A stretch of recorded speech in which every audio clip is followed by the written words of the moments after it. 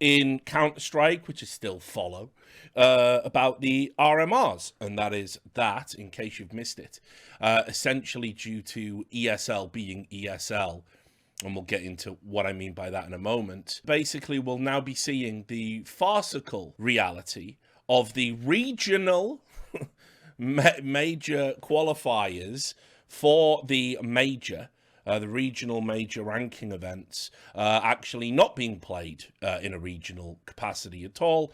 Actually, in fact, the American teams and the North American, South American, the Americas teams are going to have to go to Sweden, and the RMR takes place about 3 weeks before the major itself in Rio. Now, why was this decision made?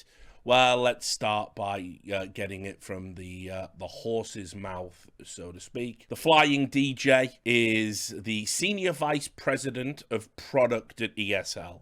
He is also an incredibly tedious individual, and someone who they will only regurgitate the most bland version of corporate spin, can't be engaged in any meaningful conversation, because if you know anything about how ESL works, it's basically one big fucking dystopian nightmare. It's like the company in Brazil, the Terry Gilliam movie. Everything that anyone says publicly is signed off in triplicate by German bureaucrats. It's a joke. And this is why ESL have terrible messaging beyond pandering to people on Reddit, like all big corporations do. You get yourself a disposable social media or community manager, a title like that, and they go, hey, we've just done an event, give us feedback. Was it good? Was it good? Worship us. And somebody goes, yeah, it was a really good event. And then they reply, and they go, oh, we love you. We love your feedback. We love you. Thanks for watching. We love you. You're the best. And everyone goes, hey, ESL aren't that bad, even though they're sponsored by a shady gambling website and powered by literal blood money. This is how it works, guys. This is the world that we live in. I'm sorry, I'm going off the rails already, aren't I? I'm doing that thing that I do where I just, there is no content, only tangents. Anyway, look, so this was the explanation, and we'll talk about Moses' tweet as well in this.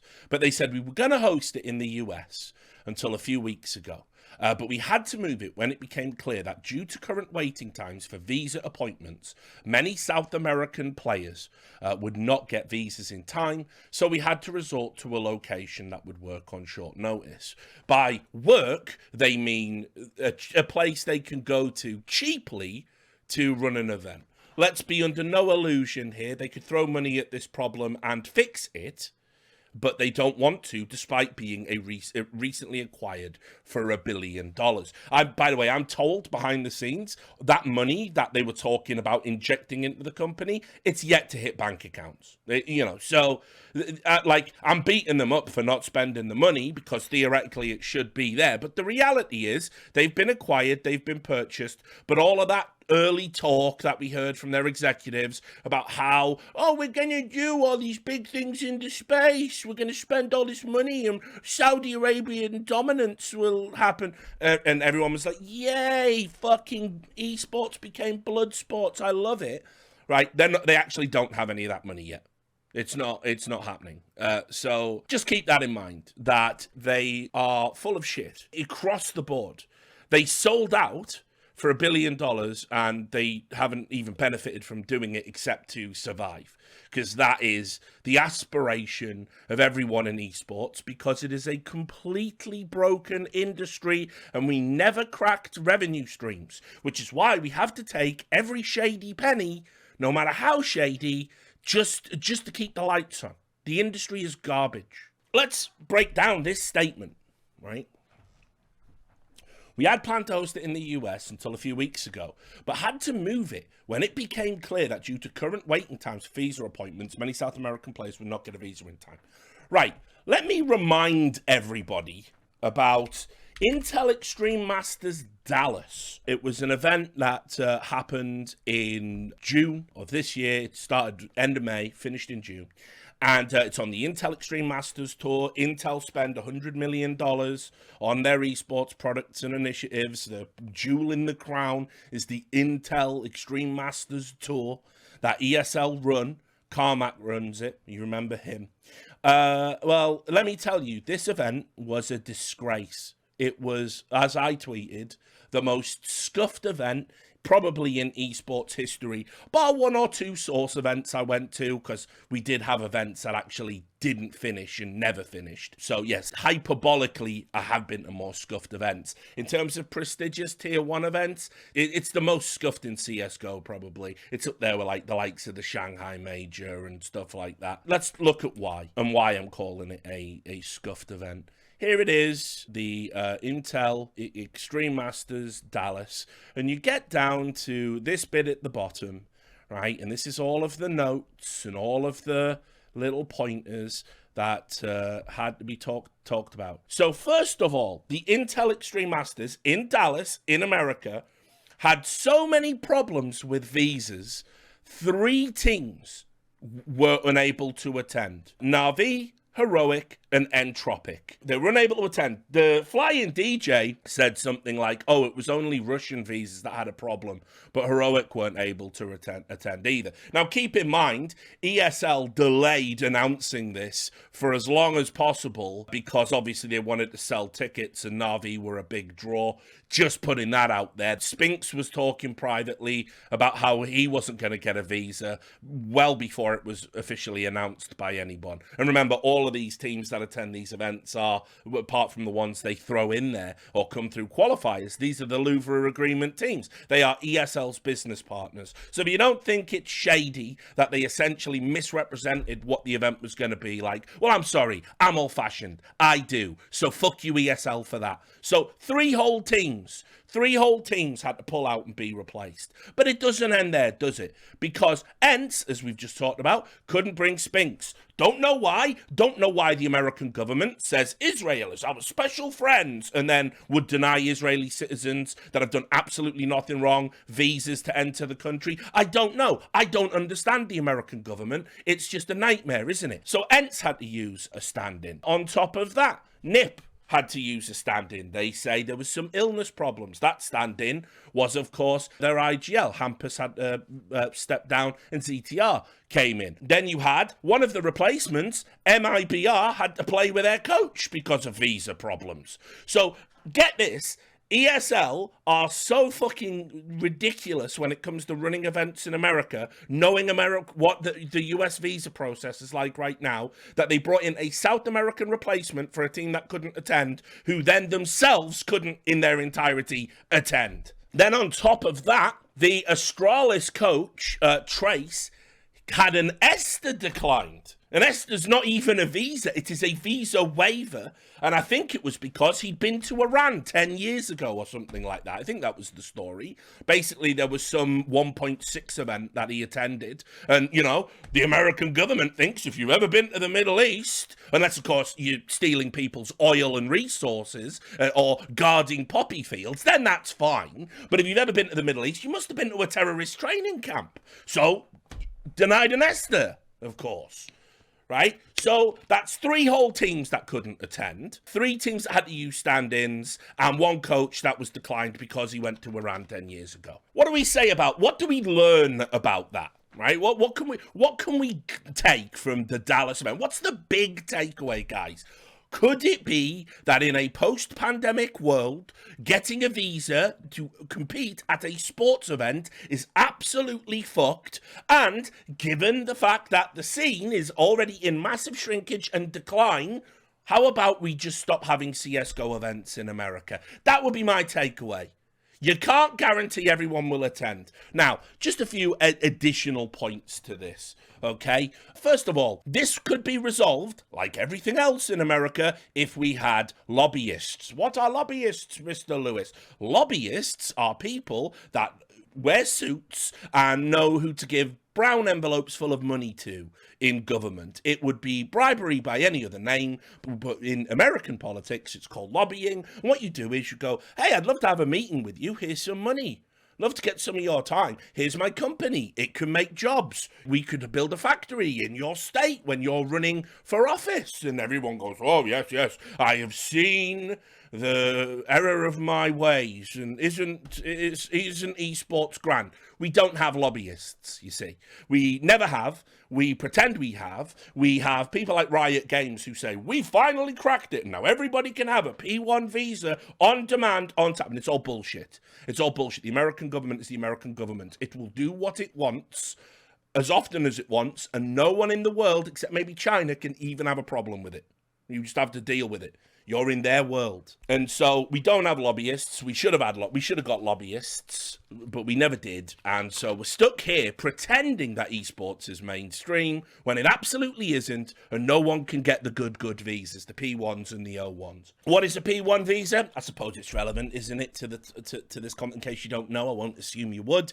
A P1 visa is basically a visa that you apply for that says, I am an athlete and I will need to come into America to enter prize competitions to ply my trade, and I will need to do it multiple times over the years. And they're very hard to get. Currently, haven't spoken with immigration attorneys, because there's obviously, in a post-pandemic world, in esports especially, it is harder to get these visas. It's hard the world over, but in particular in America right now, I've talked to some American attorneys, and they've told me the waiting time for one of these visas is 6 months. 6 months. 6 months of the American government poking into your shit. 6 months of that form trundling along on a conveyor belt to say, please, Big Daddy America, can I come into your country and play some video games? 6 months. That being an established fact that every immigration attorney in our space knows, if we know it can take 6 months, again, why are we having events in America? Why are we having these events? Why are we doing it? Why are we announcing an event 3 months in advance when we know it takes 6 months to get visas? Guys, I see a way to fix this problem. I really do. It's foresight. Just a little bit of it, please. Keep in mind, we've known the schedule of the RMRs for a while now. There's absolutely zero excuse to turn around a few weeks before we put all the schedule out and say, sorry guys, it's in Sweden now. And I'll just add to this point, I absolutely cannot believe how ESL have got the nerve to publicly present this as an alternative. Because think about this. The RMR takes place 3 weeks before the major. Now, I've run events, worked on multiple events in multiple roles, not just in front of the camera. I've worked on it behind the camera as well. And let me tell you, you will have crew in Rio for your event in the 3 weeks before the event starts. Of course you will. So this is what I mean when I'm talking about you could just throw money at this problem. They could have literally just found a venue, any venue, right? You just hire a venue. You go to the Brazilian government and you say, listen, you know that big sick event we're running, which is going to generate money in tourism? Well, we've had a change of plan. We were going to do it in America. We want to do another one just like it a little bit before, 3 weeks, in fact. Is it okay? Can we expedite the paperwork? And the Brazilian government, because I know this is going to blow everyone's mind, the Brazilian government is actually unbelievably generous with its visas.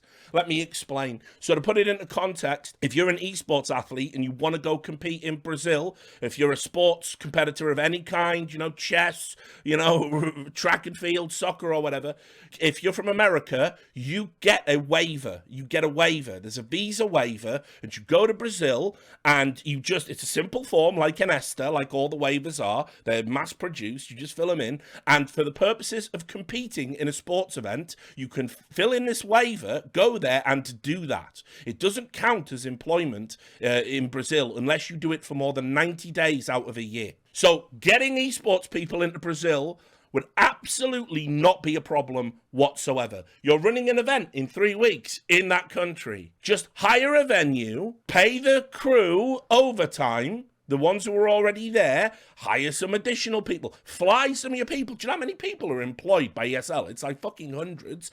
You fly people out to Brazil and you just run the event in Rio. That's it. That was the solution.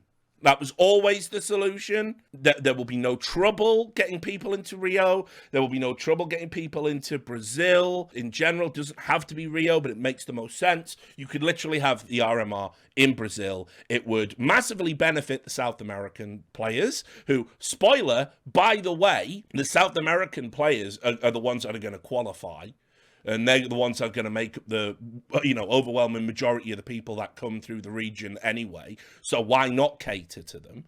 And then, obviously, on top of that, if you know a country is particularly hard to get into, why would you ever insist that people from other countries have to go through these Orwellian background checks just to come and play in your competition? Like, you wouldn't run no one's hosting events in Russia right now because of geopolitical reasons. And so it should absolutely be happening that we should just not be having events in America until either we have powerful lobbyists or special dispensation, or they get a new government in that's going to be a bit more sensible about the whole immigration thing. But no, we're not. So instead, we now live in this fucked up reality where you literally just have the flying DJ just piss into everyone's eyes in public with just lies, just absolute utter lies. Like, here, look, I tried replying to him. I shouldn't. No good can come of a conversation with the flying DJ. I asked him to publicly go on the record because right now, by the way, ESL are just dirtbags with that. They just will avoid all culpability. They swerve everything in the interviews. Like when you say, hey, Saudi Arabian government owns you now and the Crown Prince is the chairman and and they just go, yes, all of these things are true. There is nothing more to add to the conversation. Goodbye. Well, what about your partnership with 1xBet? Yes, we are still working with 1xBet. Thank you. They just absolutely will not be nailed down to any of their fuck-ups. And I want people to remember how much screeching the community did when PGL were hosting their RMRs in Romania, for pretty much the same reasons ESL are doing this here, right? The difference being, if you're from Europe and you go to fucking, you know what I mean, and you go to Romania, and spoiler, that's also where the major is going to be held, and spoiler, they give you access to a practice studio, and spoiler, they put you up in a hotel. It's not quite as bad as 3 weeks before the World Championships. Two continents are going to be massively impacted because they have to travel to fucking Sweden 3 weeks before they have to travel to Brazil. It's ridiculous. I have, in other comments, meaning ones to Nell, which I can't see, because Nell, like a lot of people, have this unbelievable blind spot about world politics. They think world politics is Donald Trump, and they tweet endlessly about him. But they actually then, when you search for tweets about Saudi Arabia or human rights or China, literally nothing. It's interesting. It's interesting that they felt very, very strongly about one orange man, but nothing else. It's almost as if these people don't have principles in their lives and are just led by fucking social media trends. So here we are. He said, I have in other comments, the original plan was to have the major in Brazil, the Americas, RMR in USA, Europe in Malta, which, spoiler, by the way, not ideal either. Ideal for ESL, but Malta is the place to have the European RMR. Not ideal. There's loads of shenanigans and fuckery at random times just for getting into Malta. Sometimes it pertains to financial stuff. Right now, some of it pertains to COVID. It's, traveling there's not great. I don't think it's a Schengen agreement country either. So, you've got that. Anyway, whatever. Malta and Asia was going to be Melbourne in Australia. By the time it became clear the visa situation for the US would not resolve, only feasible fallback was to use one of our existing facilities. Malta is Schengen. Okay, my bad, right? Wrong about that. That's something then. This is all you need to know about ESL and their PR strategy. It's insane. I can't even believe that this is a real tweet that was said to me. I said, the situation around US visas for esports events has been a problem for years, even pre-pandemic. You just ran one of the most scuffed events, IEM Dallas in esports history, with all of its pullouts. Can't help but feel there was some kind of way to foresee these issues.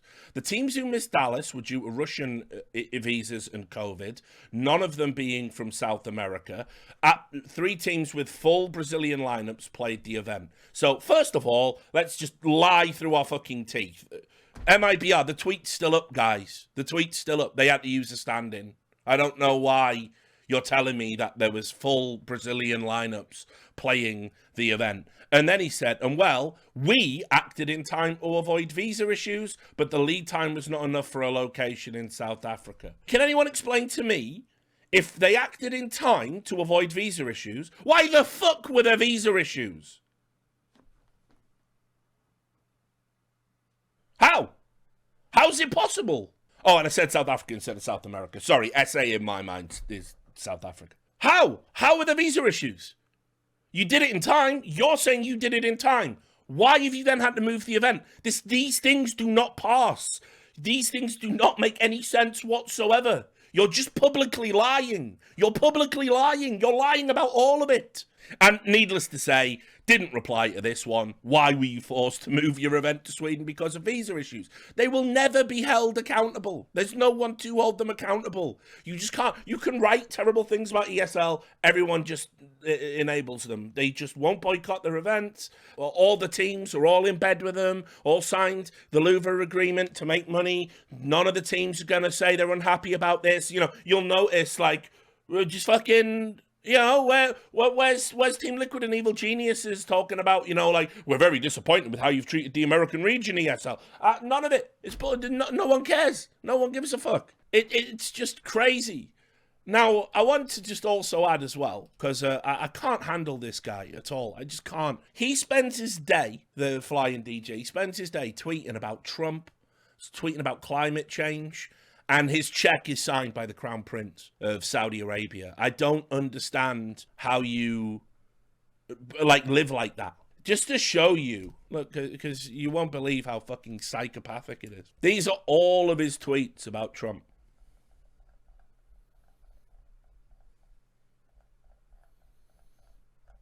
Like, right? Now, if I do this for Saudi Arabia, right? Saudi, China... It's not there. There's not a single mention. Incredible.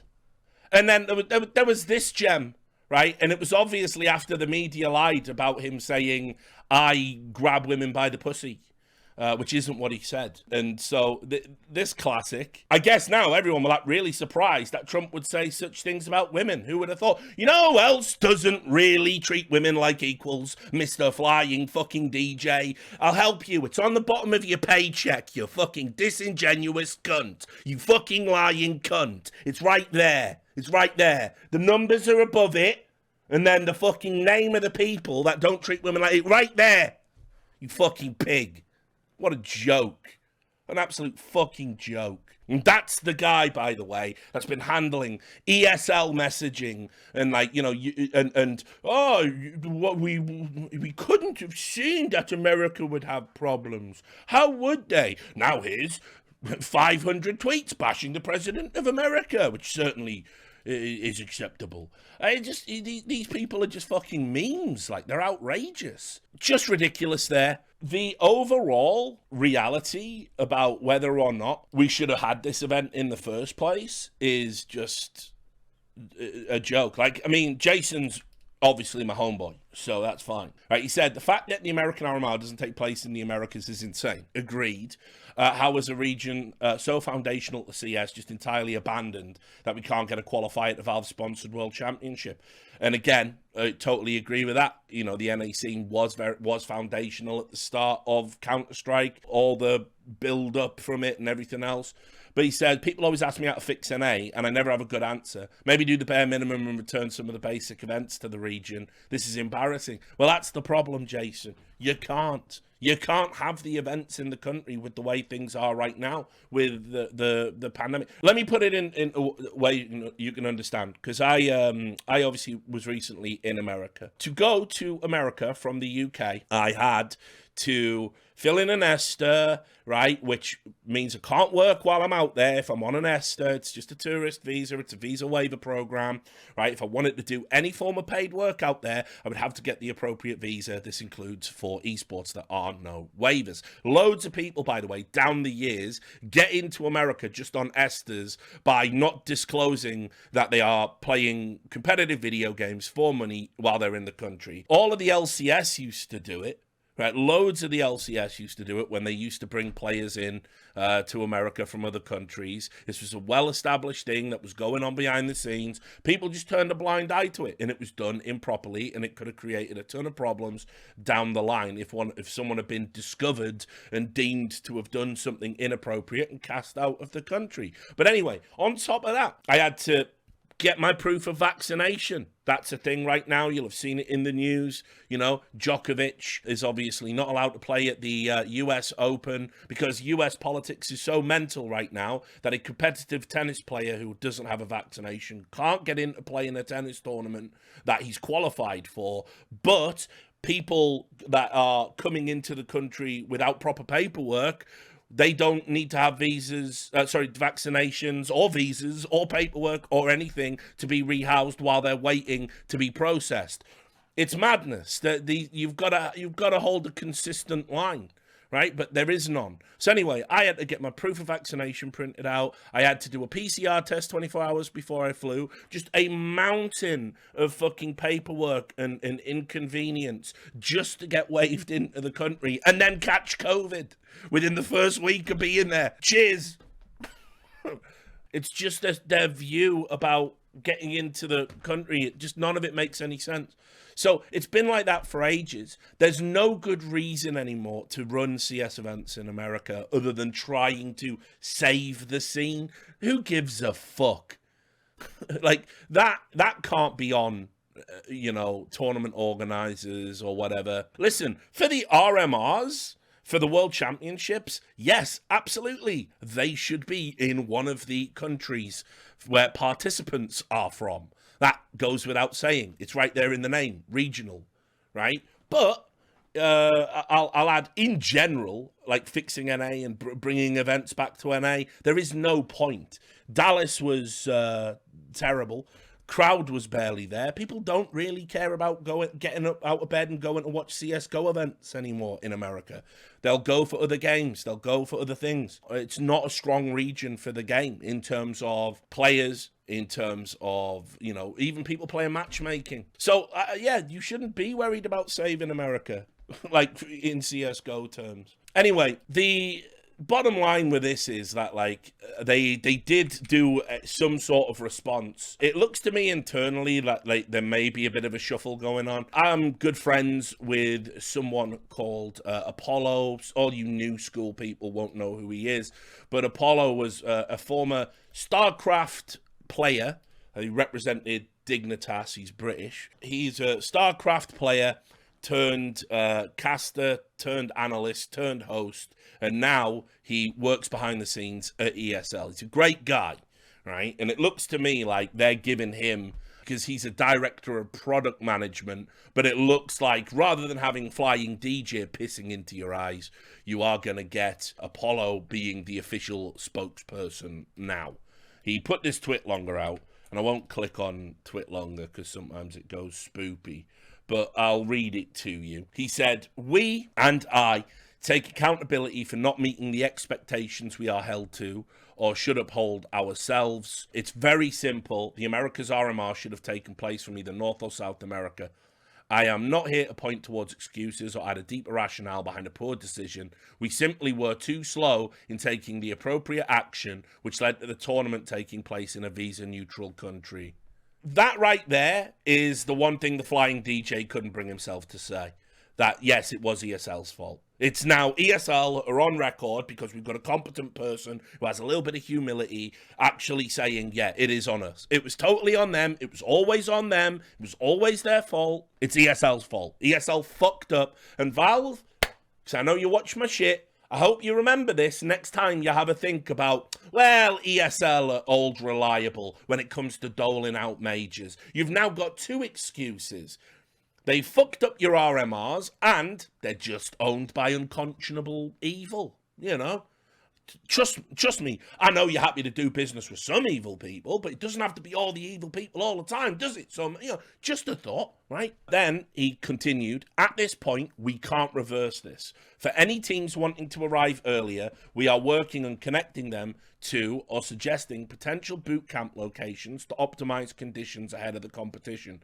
Not our remedy, but it's what we'll go through. It's important to get these things right. We got caught up in optimizing logistics and we lost sight of what was the right thing to do and what was best for the community. So, look, what I would say is I would feel a lot better about it if, let's say, one of these smaller teams, because remember, some of these teams from South America are going to be at an economic disadvantage to some of the other teams. Some of these teams don't have a lot of resources, don't have a lot of sponsors, and having to foot all these additional costs relating to travel to Sweden is going to be a big stumbling block for a lot of them. It's going to create problems. They might not have all of their support team out there, for example. They might not be able to afford to fly all of their folks out to Sweden, so they will be at a disadvantage. What I'd like to see ESL commit to, what would be right in my opinion, is commit to, if you have any financial problems, come talk to us and we'll get a checkbook out. Our big evil